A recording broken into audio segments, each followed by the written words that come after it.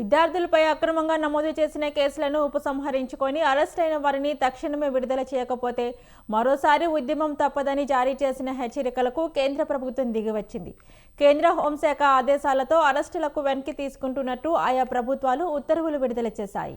కాగా అంతకుముందు పేపర్ లీకేజీలకు వ్యతిరేకంగా దేశవ్యాప్తంగా నిరసనలు తెలిపిన విద్యార్థులు, ఆందోళనకారులపై నమోదైన కేసులను ఉపసంహరించుకుంటున్నామని కేంద్ర మంత్రులు ఇచ్చిన హామీని నిలబెట్టుకోలేదని సీజేపీ ఆరోపించింది. ఇక ప్రభుత్వ హామీని నమ్మి తాము నిరసనలు విరమించినప్పటికీ ఇంతవరకు కేసులను ఎత్తివేయకపోగా అస్సాం, పశ్చిమ బెంగాల్, బీహార్ వంటి రాష్ట్రాల్లోని పలువురు ఆందోళనకారులను అరెస్టు కూడా చేశారని ఆవేదన వ్యక్తం చేసింది.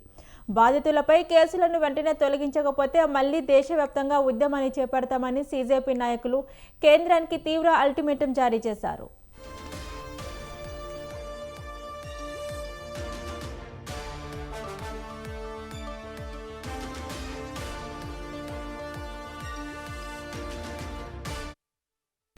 సీజేపీ విద్యార్థి సంఘాల తీవ్ర నిరసనలు, హెచ్చరికల నేపథ్యంలోని బీహార్, అస్సాం రాష్ట్ర ప్రభుత్వాలు దిగివచ్చాయి.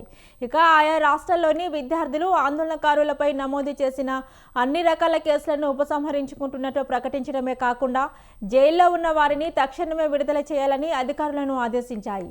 ఈ నిర్ణయానికి సంబంధించిన అధికారిక ఉత్తర్వుల పత్రాలను సీజేపీ ప్రతినిధులు విడుదల చేశారు.